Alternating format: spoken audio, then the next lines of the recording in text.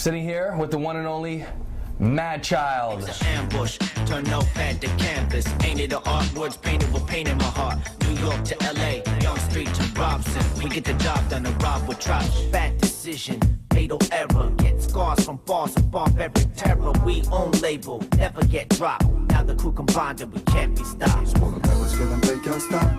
So, sitting here with Madchild, one of the most prolific, well-known, legendary, long-lasting, dope rappers from Canada and spreading worldwide. Thank you very much. Oh, there you go. I appreciate that. I remember that. And really good freestyler. I've actually known Madchild for a long time. So this is a fun interview to do because we're going to talk about all the old stuff. No, just kidding. We're going to talk about the new stuff. You have, we'll get right into it. You have a brand new song. Yes. Called It Gets Better. It Gets Better, correct. It Gets Better. I listened to it. It's dope. Thank you. Who's singing on it? I'm just going to go right into it. Sophia Denai. Okay, so that's a Chin beat then. That's correct. Yes. Chin and Jetty. Produced by Chin and Jetty, who's somebody we should all be proud of, especially here in British Columbia. He's a Grammy-winning producer and worked with many of the biggest artists that are played on the beat. Yeah. So someone we can be very proud of. Hell yeah. As Canadians. And Sophia's amazing too. And the song's so talented. So good. Yeah. And the song is dope. And it's been well documented. You know, for people that know you from Swollen Members days, and I'm not talking about the Swollen Members underground hip hop days of like the Bay Area and all that stuff, sure. But from Swollen Members Canada, when you guys kind of took over Canada, with Fuel Injected and stuff. Mm-hmm. So after you guys did Fuel Injected, you followed up with Bring It Home, then Stepping Through, and that was when Mocha became kind of a integral part of the group. Yeah, that's correct. Yeah, I sort of joined on full time there for a couple years, and then of course we did Breath with Nelly Furtado.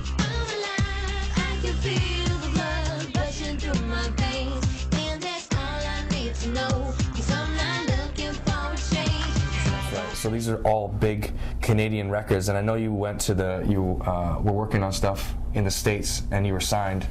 That's right. Yeah. In the States with people like Matrix. We got signed with Virgin. Yeah. And they put us in the room with Matrix, and we made some songs with them. Great people, super talented, super nice people. Yeah. But unfortunately, the Virgin deal fell through before the record was done, and which happens to a lot of artists. So we never actually got our American debut, but we're still at it. So you never know. Right. Is it a blessing in disguise?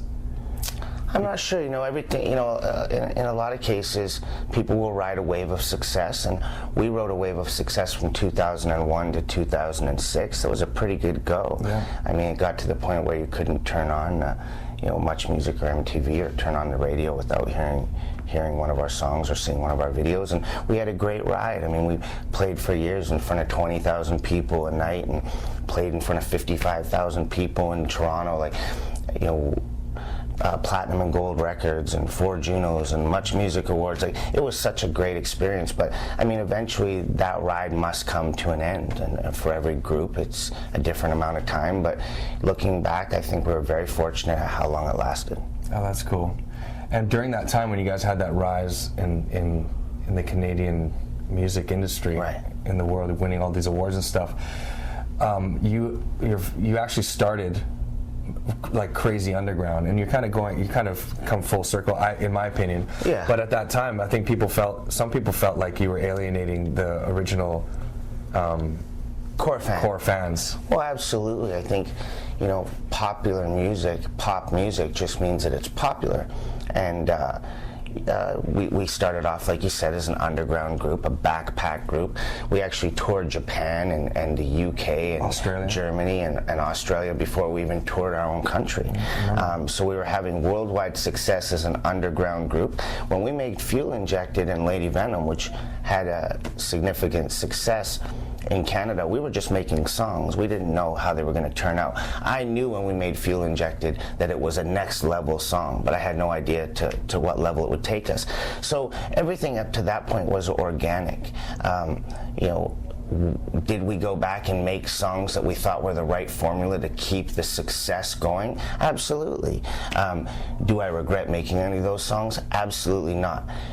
Could we have gone back and made Heavy a better balance for the core fans where we came from? Did we maybe, as young guys, get a little bit lost in the success and forgetting where we came from? Yes. Maybe. But life is a learning experience, and so to answer the question, when we came back and me branding myself for the first time as a solo artist, I just want to make music for myself. As a group, we want to make music for ourselves. And if something organically becomes successful, then that's a win-win. But we're just going to make music for ourselves, which seems to translate with the core fans as what they like to hear. Oh. To the people that don't know sort of where we went from 2006 to 2010, I was battling a painkiller addiction, and it was a tough part of life, but I've been sober for almost 3 years now, and I love life. I don't feel like I miss anything. I don't drink.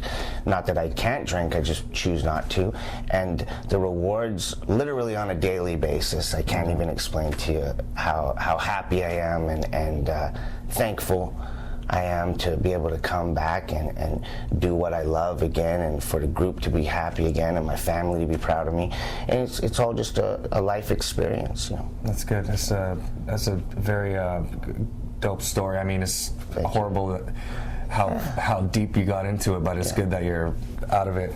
Yeah, when I talk about changing your life, I'm not just talking about getting sober, but thinking about the people that you surround yourself with, and surrounding yourself with positive people versus making bad life choices in general. And that brings us actually beautifully into this song. Right, yeah. It gets better. Right. So tell me what album this is off of. The album will be my second album. It comes out August 6th. It's called Lawnmower Man. And Lawnmower Man. The idea of that is sort of, I'm in the transitional state from dope sick, where I was, and now I'm going through the transition of becoming healthy, becoming better, becoming lyrically superior, and then my next album will be called Super Beast, and that's where I've transformed into the fiercest MC. You've got it laid out. Yeah, well, you're well on the way. You battled in the KOTD. That's correct. Yeah. And won. Yes. I was nervous. Yeah, it's an incredible experience, and I was definitely nervous the first 2 rounds, but that third round I sort of got my Madchildness back, and I was like, I'm gonna murder this guy. Lyrically. I want to be the best MC I can be now. I'm gonna become addicted to my music and my art, my craft. So I just started writing and recording every day, bro, for like last 10 months. Writing and recording every day, doing nothing else. No social life, nothing. Just becoming the best MC I can be. And I figured for me to be the best well-rounded MC I can be, you should embrace the whole concept of battling again, because that's how hip-hop started in the first place. I've been around the world with cats like Jizza Muggs and Ghostface. You battle and your parents write you checks for rent and groceries. I've shared the same stage with Snoop Dogg, Nickelback, and Coldplay. You've got a backpack with a toothbrush, a nickel bag, and Colgate.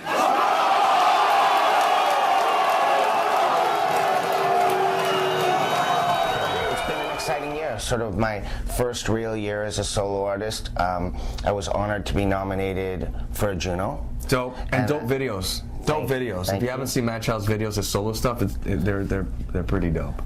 Honored with being nominated for Hip Hop Video of the Year at Much Music Video Awards. So with Matt Brevner, we have a video called Jitters, and that's nominated for Video of the Year. So that's cool. So look out for Madchild's brand new album. It's called Lawnmower Man, and you heard all this already. Yeah. August 6th is coming out. Cool. And hopefully you might hear the song It Gets Better once in a while. Yeah. Yeah. Yeah, for sure. Thanks, brother. All right, man. Appreciate it. Peace. I never pray for storms, but this house just ain't a home. I never pray for pain, but sometimes that's what it takes to change.